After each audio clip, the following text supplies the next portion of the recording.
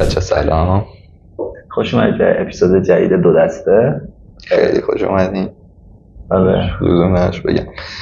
اول از همه سابسکرایب بکنید ما رو. این بس شروع شه بعد التماس کنید. من میخوام این کارو بکنم، من این عهده رو. سابسکرایب نکنید به نظرم. سابسکرایب بکنید. اگه نکردید به خاطر من کامنت بذارید، به خاطر به حساب سابسکرایب نکردید لطفاً سابسکرایب بکنید و نظرتون رو راجع به اون اپیزودی که نه دیگه آره بشین برش داریم میشه نمیدونم احساس کنم خیلی عقبم. نه راجع به اپیزودی که داریم صحبت میکنیم حتما برام کامنت بذارید. نظراتتون برام خیلی مهمه، میخونیم و قطعا تاثیر میذاره توی اپیزودهای بعدیم.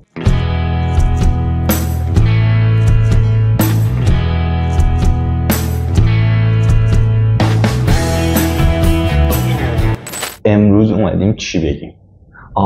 ببین من داشتم فکر میکردم، خب یعنی صبحی که داشتم میومدم یه آقایی رو دیدم خیلی خوشحال بود توی وضعیت بد، مثلا تو بیارتی همه داشتیم با هم له میشدیم و هوا گرم و اینا، و آقای خوشحال دوری با انرژی. داشتم فکر میکردم که آدم چطوری میتونه خوشحال باشه. حالا نمیگم که مثلا چیزای جامعه رو نمیگم، مثلا اوکی 1 میلیارد یهو به پول رسیده خوشحالی نه، یا مثلا اینکه چرا تیم ملی کشور قهرمان جهان شده نه. چیزای شخصی که تو میتونی با اونها خودت رو خوشحال نگه داری، هابی‌هات دیگه، و چیزایی که باعث میشه که تو هر شرایطی حالت خوب باشه. میدونی یه حالت خود درمانی یا سلف تراپی یا مثلا چه میدونم چیزایی که حاجی مثلا شاید تو انجام بدی رو جوابه روی یکی دیگه جواب نده، روی حساسیت ولی واسه آره من نیست. مثلا بذار یه مثال بزنم روشن شه. مثلا اینکه تو چه میدونم مثلا بری مثلا یه کاپ قهوه داشته باشی بعد بشینی مثلا یه جایی که هیچ کس نیست، بعد این رو بخوری، مثلا دکلمه خسرو شکیبایی گوش کنی و حالت خوب میشه. آره به اندازه هزار تا خیلی فرق میکنه. آدما با هم انقدر متفاوتن و کاری که حال من رو خوب میکنه احتمالاً حالت رو خوب نمیکنه. آره شاید برام عجیب باشه، ولی این چرا داره پوینت مهم قضیه میدونی چیه؟ اینه که تو بلد باشی با همون چیزی که خودت حال میکنی حال خودت رو خوب کنی. چون خیلی‌ها بلد نیستن این کارو بکنن. مثلا اینجوریه که چرا سلام کردی این آقا برکش نخواد. مثلا من اتفاقا چند وقت پیش با یکی از دوستان حرف می‌زدم، 2-3 روز پیش دیدمش و اینجوری بود که این آدم همیشه ناراحته، بعد از عالم آدم شاکی، اینجوریه که من حالم بده فلان و اینا. ولی اینجوری بودم که آجی چرا کاری نمی‌کنی که خودت به خودت خوش بگذره؟ یه چیز باحال راجبش بگم. من به عنوان آدمی که هر وقت غمگین بوده یا عصبانی بوده یا هر چی سعی کرده با یک نشاط و یک شور و اشتیاقی توی جمع‌ها حاضر بشه، خب خیلی برام سخته که مثلا یک مدت طولانی مثلا حالم خوب نباشه. بعد مثلا چند وقت پیش اتفاقی افتاد حال من یکم اوکی نبود و من واقعا به دوستم تکست دادم و بهش گفتم که هم معذرت میخوام اگر توی مثلا این هفته حال بد من مثلا یه اذیت کرد، مثلا حتی رو ارتباطمون یه سایه‌ای انداخت. چرا به این تکست ندید؟ چی؟ نمیدونم. از تو هم عذرخواهی میکنم. خواهش دفعه آخر باش. چشم.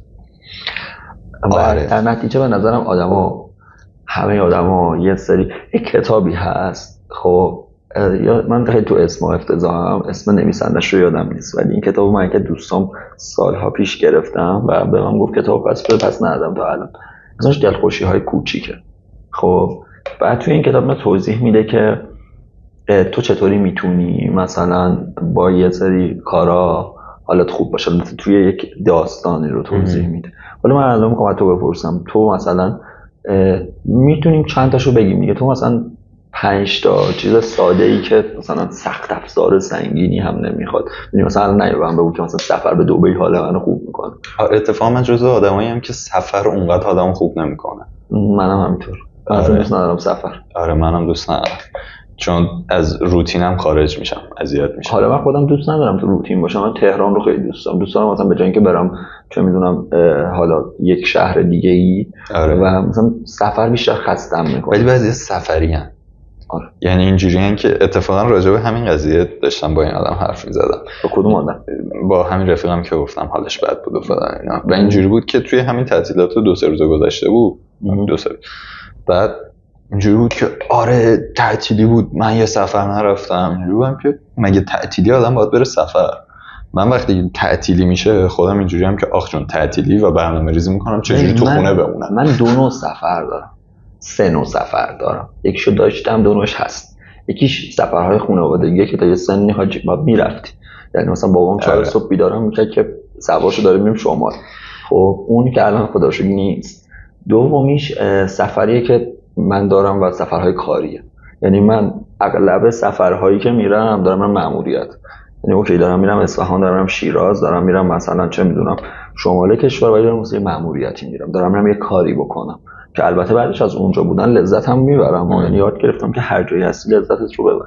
ولی دلیل اون سفره انجام دادن یک تسک در واقع کاریه. خب و دومین یعنی سومین نوع سفری که دارم اینطوریه که مثلا یه سری دوست و رفیق دارم که حاجی آدم پوش میکنن دیگه، مثلا یهو تو میای زنگ میزنن بریم آره بریم حالا بعد تو نمیتونی نری چون به هر حال دوستته.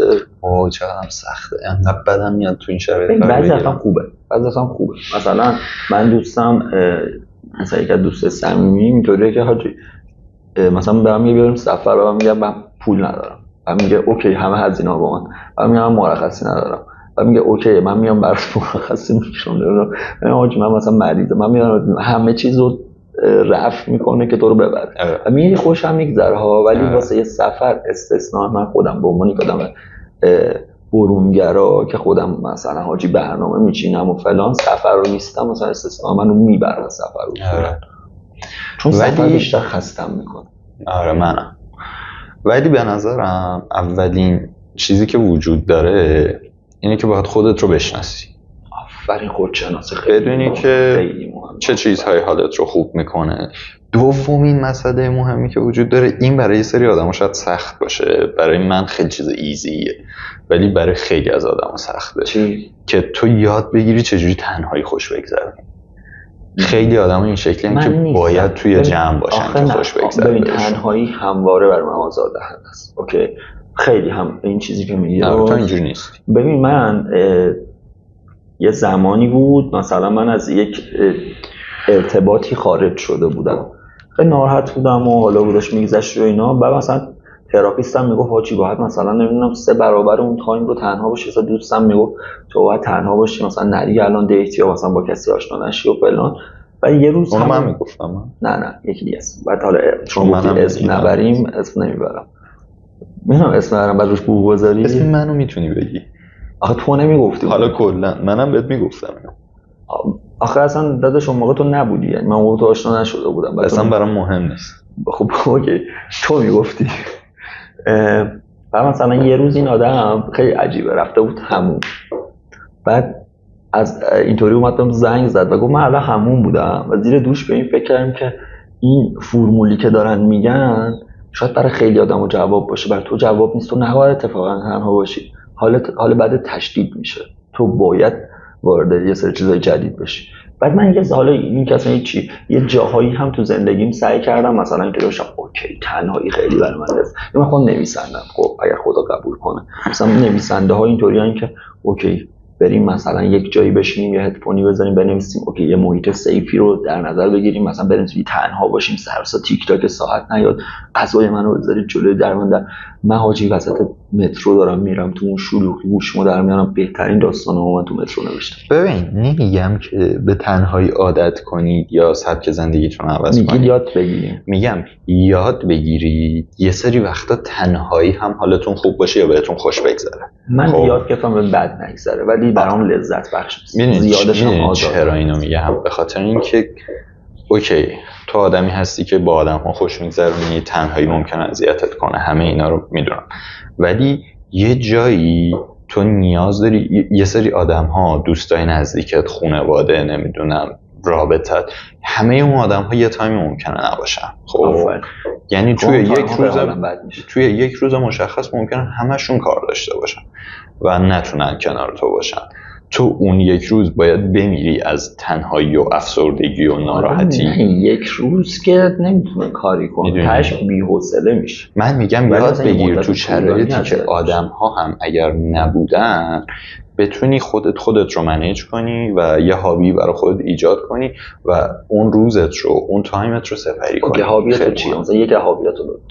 ببین من کلا اینجوری هم که خب خیلی تنها. یه مثال راجع به تو بزنم که خیلی عجیبه، حالا خواستی کاتش کن. مثلا یادم ولنتاین بود، تو آفیس بودیم، بعد همه داشتن میگفتن آره مثلا امروز بریم فلان با مثلا پارتنرم فلان. بعد تو اینطوری بودی که حاجی تو خب پارتنر نداشتی، بعد اینطوری بودی که منم برنامه دارم. بعد همه اینطوری بودن که مثلا تو رو می‌خواستن دیس کنن یا حالا روستت کنن به شوخی و دوستانه که آقا مثلا تو تنهایی و بدبختی. بعد مثلا ناصر اینطوری بود که نه من مثلا امشب میخوام مثلا یه فیلم خوب ببینم، میخوام مثلا بیرون غذا سفارش بدم امشب و بعد نمیدونم مثلا فلان سایت رو کنار غذام داشته باشم ولی نه سایت غیر مجاز و مثلا خوش بگذرونم. اتفاقا اصلا پلن همینه.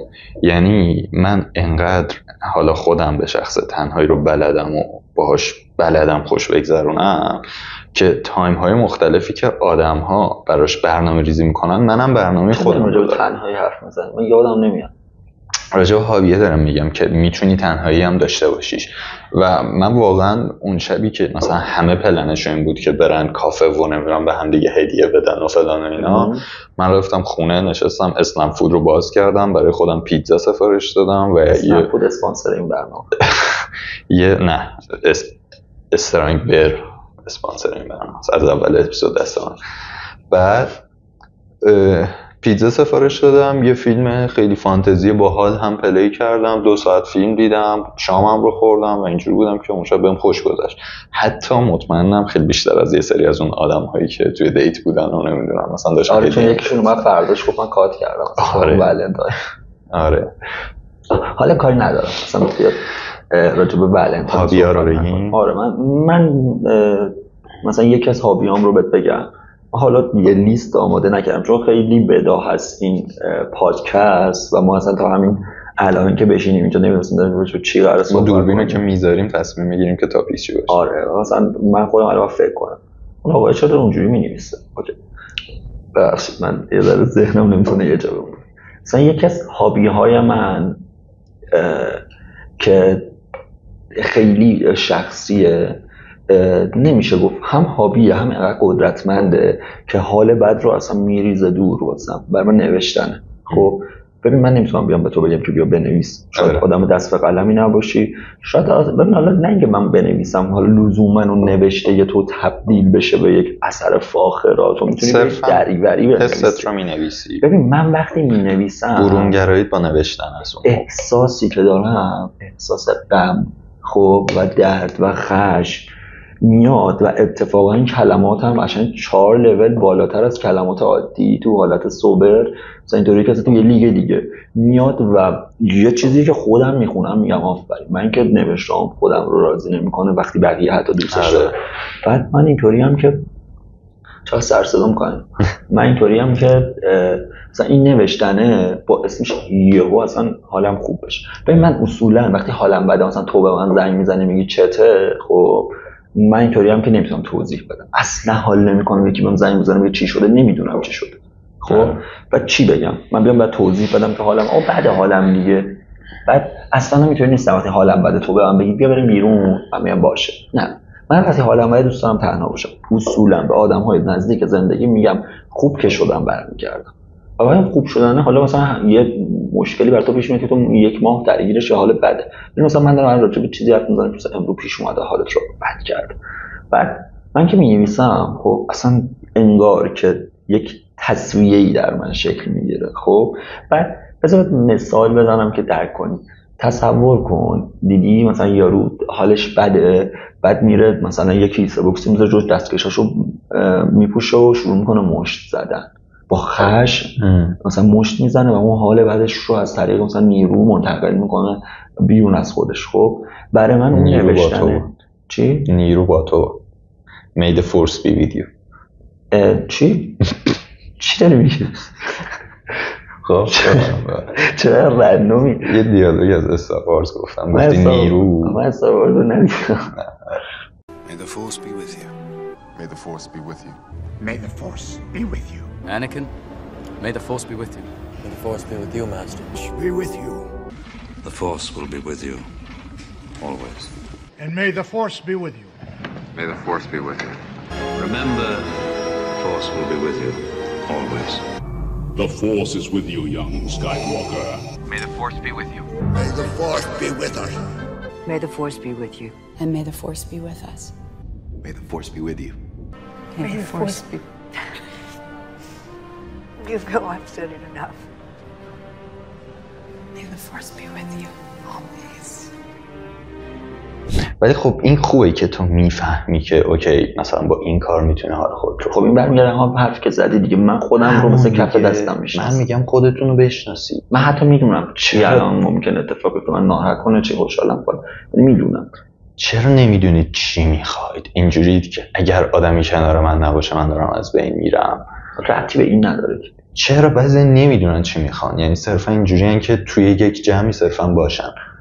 نه آخه اصلا ربطی به جمع. انقدر خودشناسی ندارن و از خودشون انگار اختیاری ندارن که مثلا اینجوریان که برم تو اون جمع تصمیم بگیره چیکار کنیم. اگه جمع بازی کرد منم بازی میکنم. اگه رفتن سفر میرم سفر.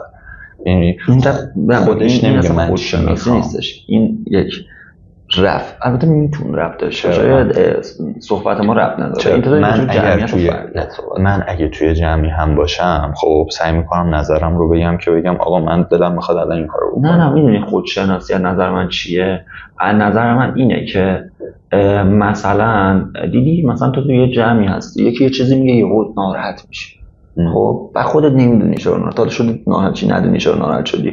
من مثلا میدونم که چی ممکنه ناراحتم کنه، چی خوشحالم کنه، ناراحتیمو چجوری برطرف کنم، چقدر طول میکشه این ناراحتی برطرف شه، مثلا این خوشحالی که دارم آیا موندگار نیست. همه اینها رو میدونم، احساساتم رو شناختم و بهش اجازه ابراز دادم، بعد الگوش رو حفظ کردم.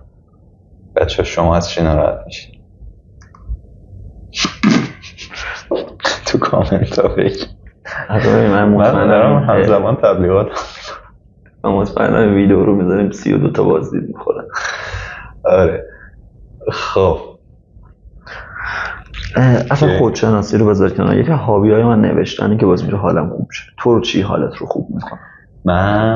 من خب هابی خیلی زیاد دارم. یکیش مثلا فیلم و سریال دیدنه، خیلی بهم خوش میگذره. میخواستم اینو بگم، یه سری چیزا هست مثلا خیلی پیش میاد در حالش بده، یارو میاد میگه که آتی چرا اینطوری، یا برو چند تا فیلم جدید ببین، کتاب بخون، آهنگ گوش کن، برو اگه نه تو الان چک لیست کلیش هست. نه تو راجع به هابی گفتی. خب من اگه حالم بد باشه بخوام حال خودم رو خوب کنم، طبیعتا اگه مثلا خیلی افسرده شدید باشم یا ناراحت باشم نمیرم یه فیلم پلی کنم ببینم. آره ولی اگر بخوام اون کار رو بکنم، مثلا تنهایی، اولا که من 90% تنهایی اگر حوصله داشته باشم خب هدفون میذارم تو گوشم، قدم میزنم، میرم بیرون، موسیقی گوش میکنم و قدم میزنم. اگر شرایط مثلا قدم زدن رو نداشته باشم تو همون خونه با صدای خیلی زیاد شروع میکنم موسیقی گوش دادن. بعد موسیقی شاد هم گوش نمیدم که آدمو خوب کنم، موسیقی غمگین گوش میدم که 10 برابر غمگین میشم. بعد یه حجم غم میاد سراغم، اینجوری هم که در حال انفجارم، ولی همون برون ریزیه حالم رو خوب میکنه. یعنی یه ساعت یهو موسیقی سنگینه مثلا دارک گوش میدم، ناراحت میشم، 1000 تا فکر میاد سراغم فلان، ولی 1 ساعت بعدش انگار که میدونی مثلا تخلیه شدم، اینجوری هم که اوکی یه ذره آروم‌تر. اگه بخوایم اونجوری نگاه کنیم خود درمانیه، ولی خب آخه ببین خود درمانی یه بحثه سه چیزایی که اصلا تو حالت هم بد نی ولی خوشحالت میکنه، بهترت میکنه. آره اصلا من این که برای خودم گاهن هدیه بخرم خوشحالم میکنه، حالا هر نوعی که باشه.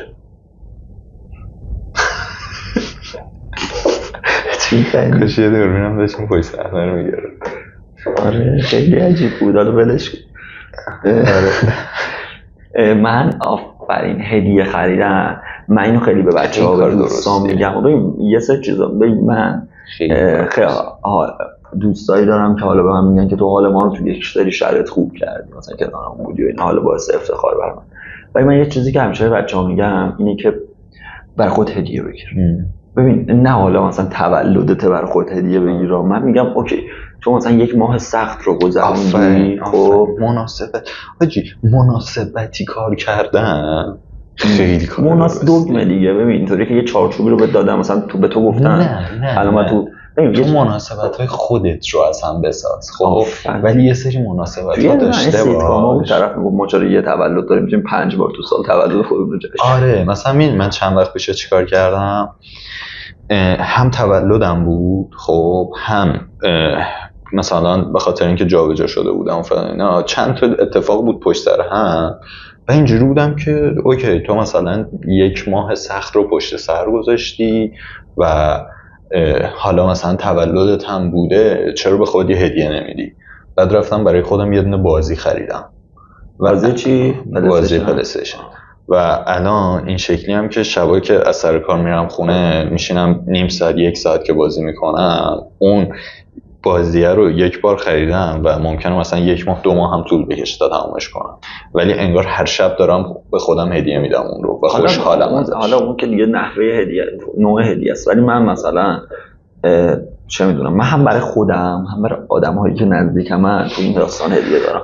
اینطوری هم که مثلا یه روز هاچی هدیه هم والا نیاز نیست برای چیز فیزیکی باشه که من مثلا چند وقت پیش که کار میکردم و مثلا توی مجموعه یه نمایشگاه برگزار کردم، خب به نظرم این کار خفن کردم، مثلا کاری به بقیه ندارم، از نظر خودم خیلی درست این کار رو انجام دادم، خیلی هم اذیت شدم و خب بعد تموم که شد اینطوری بودم که اوکی مثلا رفتم برای خودم توی یه دونه رستوران خوب نشستم، بعد اینطوری بودم که مثلا بهترین غذا تو مثلا حالا سرآشپزم انتخاب کنم مثلا برای من بیارید و اینا که آوردن مزه سگم میدون نتونستم بخورم، ولی به هر حال اون کارهایی کردم. جا مثلا خیلی وقتا کتاب میگیرم. بیا اسمش رو عوض کنیم، خود درمانی و اینا نیست، به خودت باید برسی.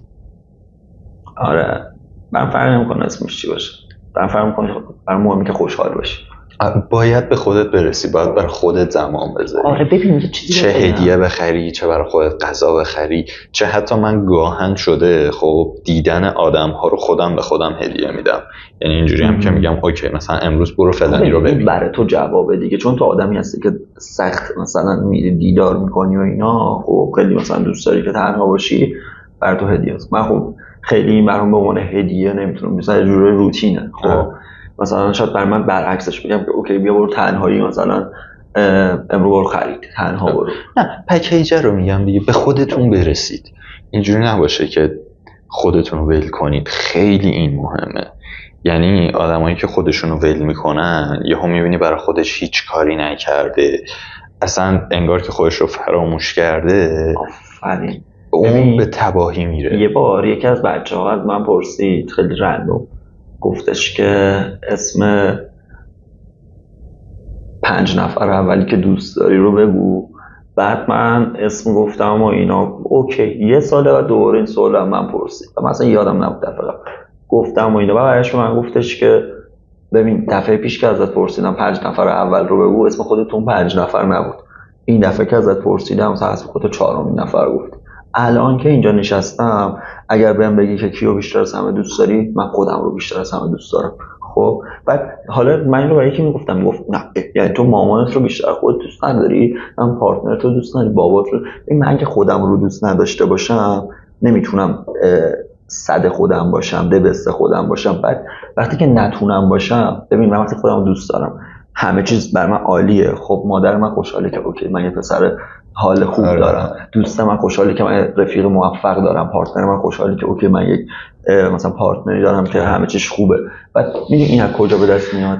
اینکه خودت رو اول دوست داری. وقتی خودت رو اول دوست داری اتفاقا داری آدمای اطراف خیلی براشون مهمه.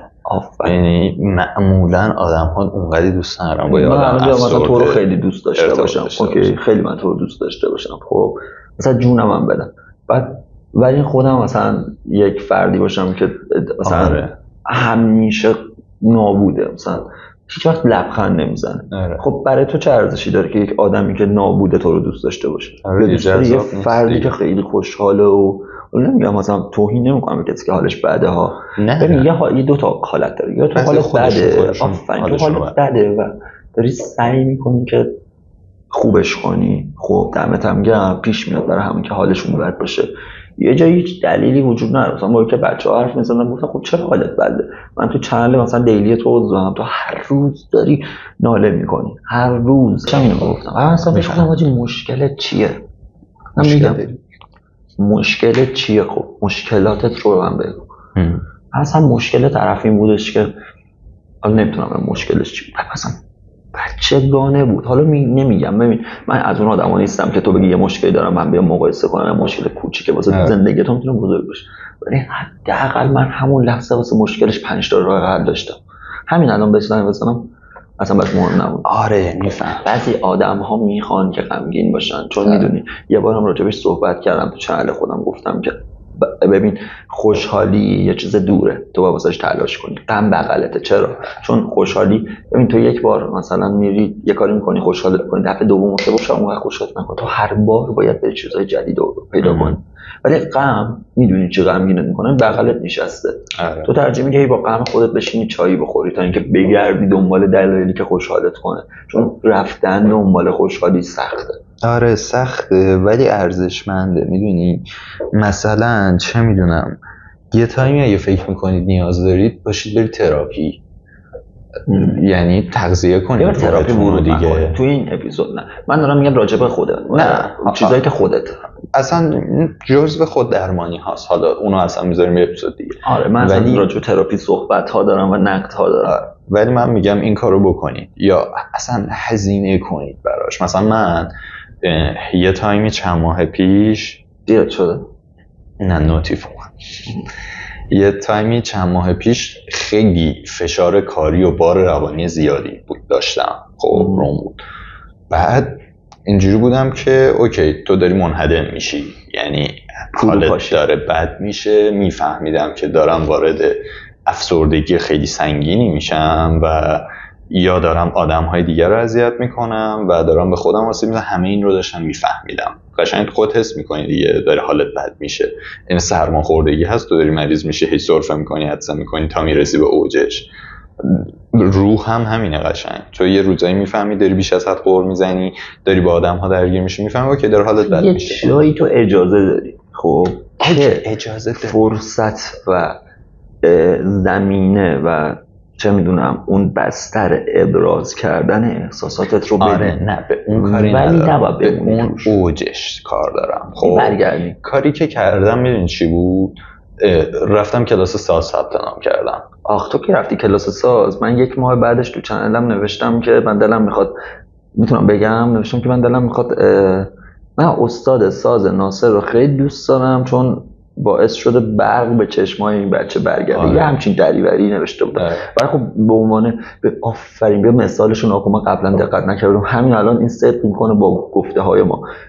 تو به عنوان دوست من وقتی ناراحت بودی من رفیقت بودم، یعنی هیچ وقت نگفتم بعدش بروز میکرد دیگه. آره ولی وقتی خوشحال شدی من خوشحال شدم. چون اگر رفاقت همینه دیگه. آره دقیقا. اصلا تو حالت خوب میشه برای به عنوان رفیقت میگی اوکی این حالش خوبه میتونیم فلان. ولی این کار رو کردم، میدونی شاید هزینه اصلا برام سنگین بود یا نبود یا هر چیزی، یا مثلا مسیر رو باید میرفتم 1 روزم رو براش گذاشتم، ولی یهو میدونی اون افسردگی رو کشیدم پایین، خودم دوباره آوردم بالا که اوکی تو ادامه بده.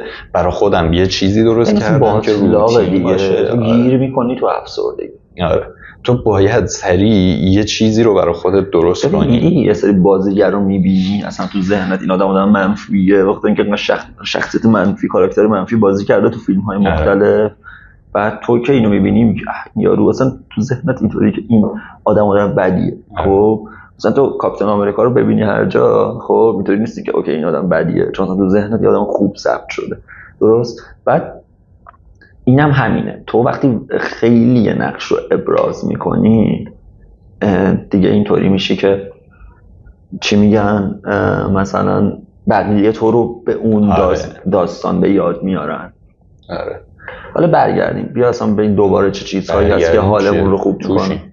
نه برگردیم به عقب که چه چیزهایی واقعا دیگه حالمون خوب هر گفتیم. من گفتم نوشتن حالم رو خوب میکنه، هدیه دادم به خودمون چیز جوابی، حالا نه هدیه مثلا در واقع کلیشه‌ای و مثلا تو گفتی ساز زدن و موزیک گوش کردن و تنهایی و اینا حالت رو ردیف میکنه دیگه. مثلا من یک چیزی که خیلی دوست دارم برم مثلا تو بازار، نه مالا مثلا الان باشم برم چه میدونم کوروش یا برم تیراژه یا چه میدونم برم اوپال، این نه، مثلا برم تو لاله‌زار یا برم 15 خرداد، خب یا مثلا برم تو بازار چه تجریش خرید تراپی بعد چیزایی که احتیاج نداری. مثلا تو بری تو بازارچه تجریش مثلا یه چیزای عجیبی می‌بینی که پرات میریزه. من خرید تراپی رو دوست دارم. آفرین. ولی من برعکس تو هم، من میرم مال. اون میگم یه شخصیه. من اونجا خیلی بهم فاز خوبی میده. عصبانی نش. خیلی بهم مثلا فاز درستی میده. ولی خرید تراپی خیلی جذابه. خیلی باحاله.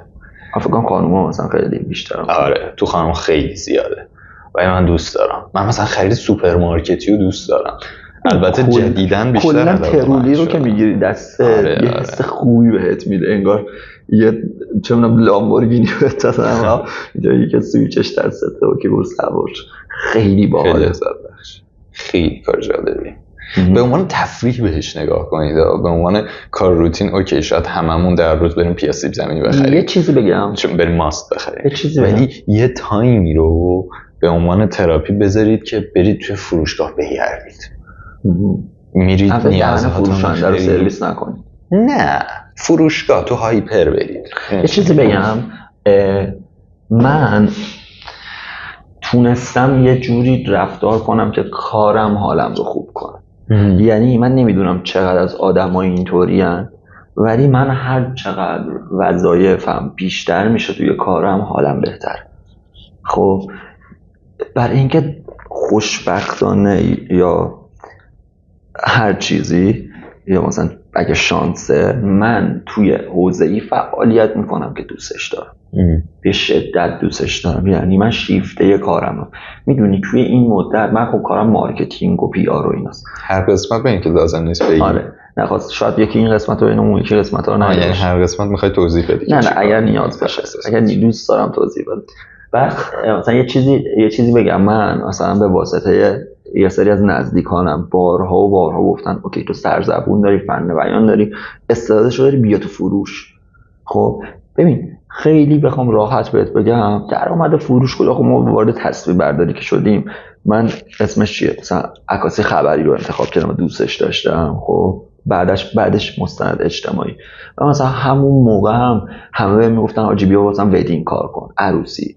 بعد همین الانم اصلا تو نمیتونی مقایسه کنی کسی که میره عروسی تصویر میگیره، خب که البته سخته، من خودم یکی دو تا رفتم پدرم در اومد، اینطوری نیستش که بتونی بری انجام بدی، تخصصش رو باید داشته باشی، مثلا خیلی درآمدش بهتره. خب من این یکی رو دوست داشتم دیگه، شاید حالا یکی اون یکی رو دوست داشته رفته توش، ولی به نظرم با علاقه و بریم. مثلا داشتم اینو میگفتم که خیلی گفتم کنم راجع به چی داری صحبت میگم، خیلی اومدم به من گفتم بیا تو فروش. خب و تو رفت سمت علاقت؟ نه تو علاقه موندم، من توش بودم و هم گفتم آجی تهش چیه، بیا مثلا فروش ما بهت مثلا فلان قدر درآمد. درستم میگم توی اون حوزه حداقل تو کیس من، آره برای من به شخص من میتونستم درآمد بیشتری رو تجربه کنم، ولی دوستش نداشتم. من یک زمانی بعد از خدمتم بود و اومدم و گفتم اوکی الان که تایم یه کارم رو ول کردم که برم مثلا تو کار فروش و اینا. ما رفتیم یه جایی، یه مجموعه‌ای به ما گفتن باید مثلا با یه سری آدم‌هایی که مشتری ما تو هر روز دیل کنی،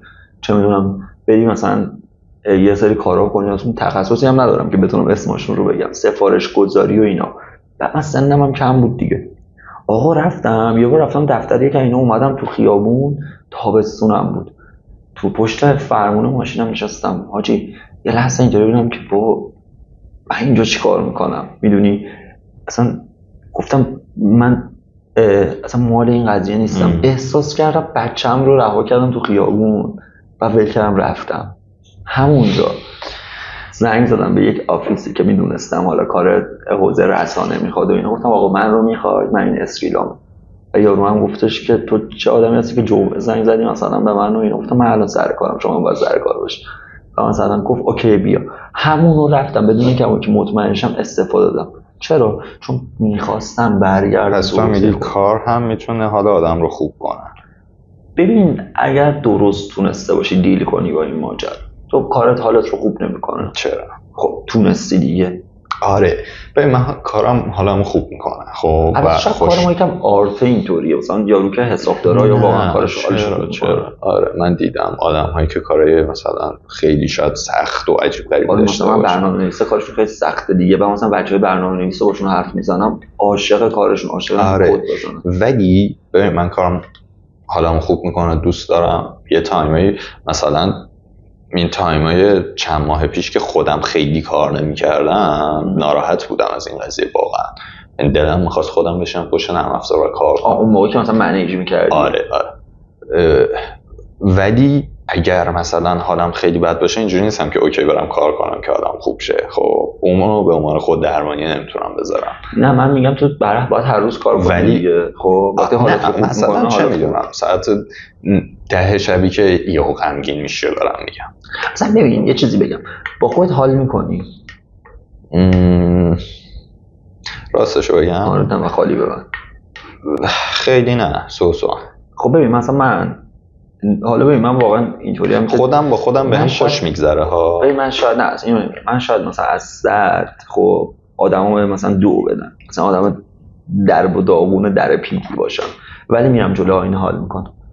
من یه آینه دارم خب که خیلی شخصیه تو اتاقم و اینا روش نوشتم که آینه ها من رو دوست دارم، خیلی دوست دارم، خودم رو میبینم حال میکنم. من وقتی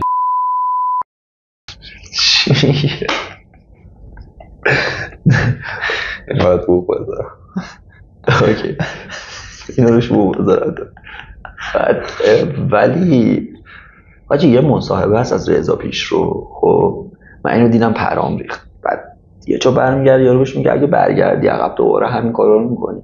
بعد میگه که یکی از خفن ترین چیزای این دنیا رضا پیشرو بودنه. منم میگم اوکی چرا یکی از خفن ترین چیزای این دنیا بهزاد بودن نباشه؟ نه من اون مدل دوست ندارم راستش رو بخوای. از اون مدلایی که خیلی خودشیفته‌ای ولی وقتی حالم خوبه چرا که نه من اون مدلی که خیلی فاز خودشیفته‌ای نه وایسا یک دنیاست چه می‌دونم 7 میلیارد آدم توشن، من یکی از این نقشام. بعد کیو دوست داشته باشم یعنی خودمو دوست نداشته باشم؟ من اگر هم این مدلی باشم و مثلا بگم اوکی یه جایی با خودم حال میکنم و فلان و اینا اوکی تو خدا میشه انقدر با پشت صحنه حرف نزنی؟ نه اینا کات که نمی‌کنم. من اگر واقعا یه جاهایی خب هست مثلا توی یه سری زمینه‌ها توی یه سری چیزا اینجوریام که اوکی مثلا کارم با حال خودم با حالم فلان اینا ولی بیانش نمی‌کنم مثلا تو تنهایی خودم. نه من نمیگم برو تو خیابون داد بزن که اینو میگم خودت میری جلوی اینا با خودت حال می‌کنی با فیست نه با همه چیزه با کاراکترت. یه جاهایی مثلا واقعا به خودم افتخار می‌کنم. نمیدونم چند وقت پیش رپ گوش می‌دادم یارو گفت میرم جلوی اینا خودمو ژنرال می‌بینم.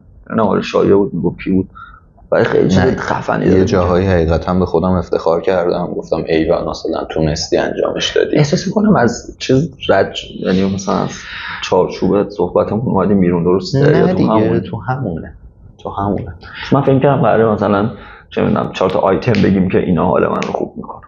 گفتیم دیگه آخه ببین من اگه بخوام تایتل وار بگم خب اصلا کارهایی که تو زندگیم میکنم خب همه پکیج زندگیم راستشو بخوای اینجوریه که 90% دارم با کارهایی که میکنم حال میکنم. گاهن سخته، گاهن خیلی عجیب بهم میگذره، گاهن تایم ندارم ولی راضیم.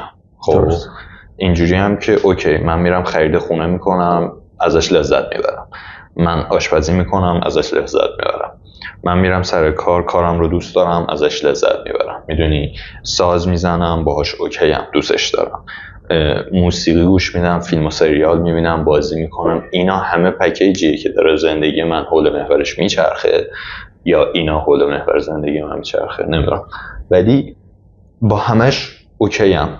میدونی اینجوری هم که با همش داره بهم خوش میگذره و پوینت حرف ما به نظرم میتونه این باشه که هر کاری که میکنید، هر سبک زندگی که دارید جوری باشه که بهتون همینجوری خوش بگذره. گاهن سخته، گاهن فشار روش زیاده، همه اینها هست، ولی در نهایت نباید اینجوری باشی که تنفر داشته باشی ازش.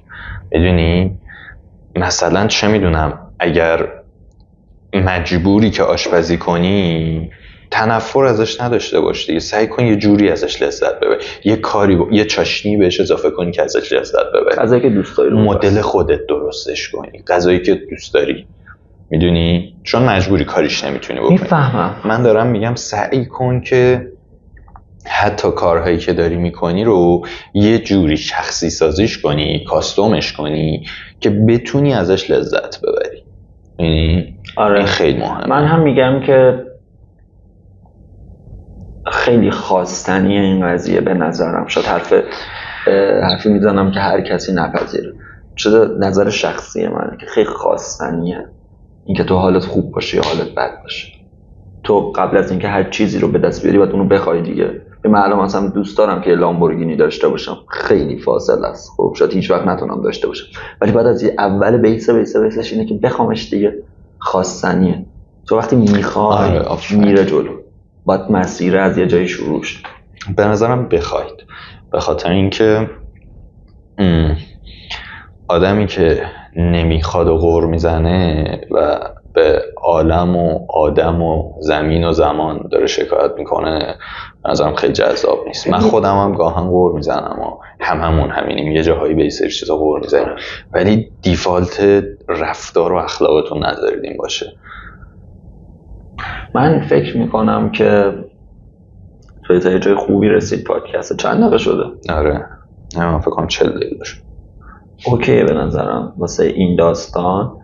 به هر حال من هم گاهی حالم بد میشه، گاهی حالم خوبه، ولی خب دوست دارم که حالم خوب باشه و سعی میکنم اگر حالم بده تغییرش بدم.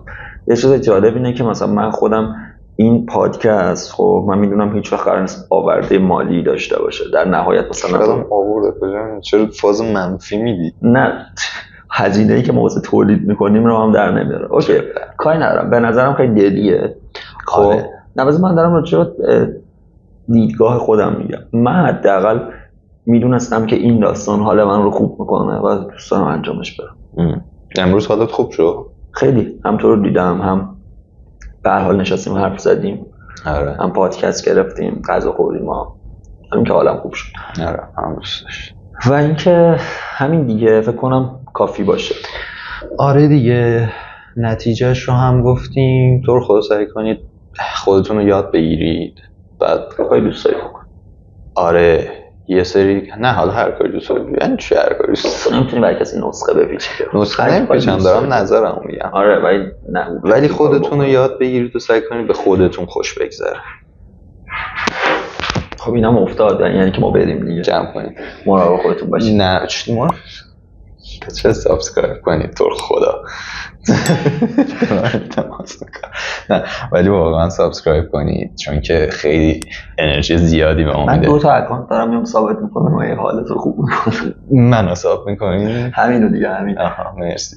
نه واقعا اصلا به قول بهزاد حالا آورده مالیش و اینا نه، این که بفهمیم دیده میشه. خیلی دوست دارم یه کامیونیتی داشته باشیم. اصلا این که بفهمیم دیده میشه و قراره که حداقل 2 نفرتون باهاش حال کنید، این خیلی چیز مهمه. آره این پادکست نیست که هر کسی باهاش حال کنه. آره دیگه، شاید هر 100,000 نفر یه نفر واقعا آره. حال کنه. ولی واقعا یه دوست داشتید نظراتتون رو کامنت بذارید برامون و سابسکرایبمون کنید.